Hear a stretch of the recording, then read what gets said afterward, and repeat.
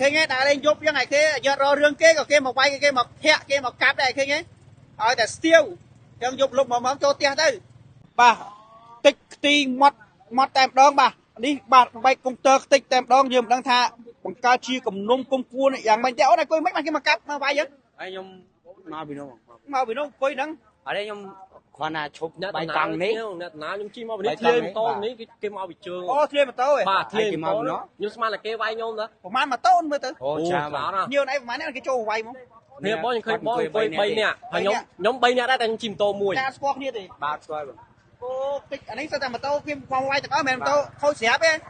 នោះម៉ូតូខ្ញុំខូចស្រាប់វានៅក្រៅអូនេះអានេះសិតតែគេមកវាយហ្នឹងបាទអូចុះមកមិញមកដូចនិយាយទៅ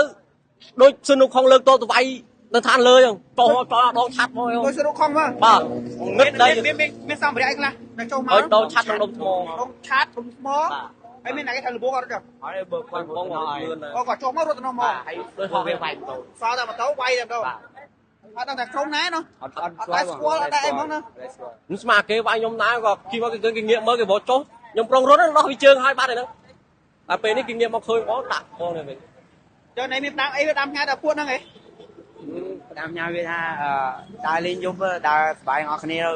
កុំដើរមានរឿងមានអីចឹងកាប់គេអីចឹងដើរលេងយប់ដើរលេងសប្បាយកុំដើរលេងឲ្យជប់គុកបាទកាប់ចាក់ចឹងវាលីចាប់បានម៉ែឪបាក់តែម៉ែឪទេតែគេឃើញគុកបាត់ហើយនេះតែគេរកឃើញគុកបាត់ហើយបាទករណីបាទក្មេងស្ទាវពីរក្រុមបាទដោយប្រើដំបងបាទដុំថ្មដងឆាត់បានធ្វើការវាយទៅលើបងប្អូនបាទប្រមាណអ្នកនេះបានបណ្ដាលឲ្យរងការខូចខាតម៉ូតូចំនួន3គ្រឿងបាទ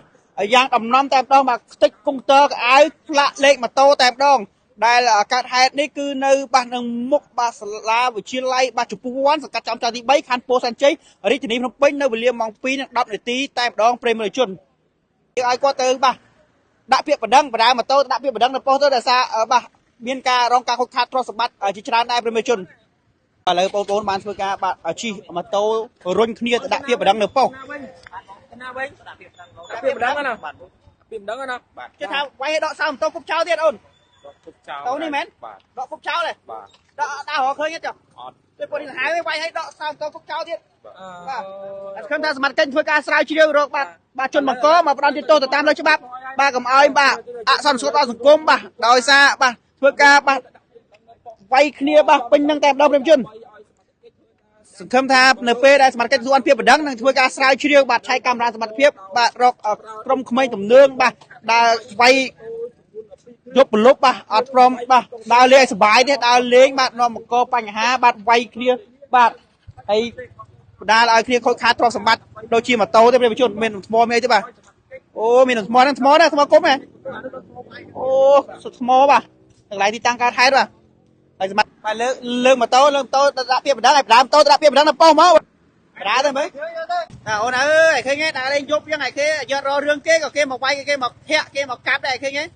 ឲ្យតែស្ទាវចឹងយប់លុបមកចូលផ្ទះទៅតែឥឡូវធាក់គ្នាទៅដាក់ពាក្យបណ្ដឹងហើយបាទ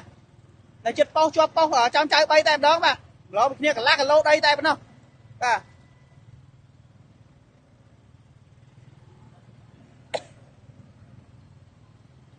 មុខបាទប៉ុស្តិ៍បាទចំចៅ3បាទ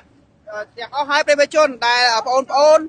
បាទត្រូវគេវាយបាទត្រូវគេវាយបណ្ដាឲ្យរងការខូចខាតបាទទ្រព្យសម្បត្តិដូចជាម៉ូតូបាទ3គ្រឿងប្រភេទម៉ាកទ្រីមសង់គឺតិចតែម្ដងឥឡូវបានមកដាក់ពាក្យបណ្ដឹងហើយបាទ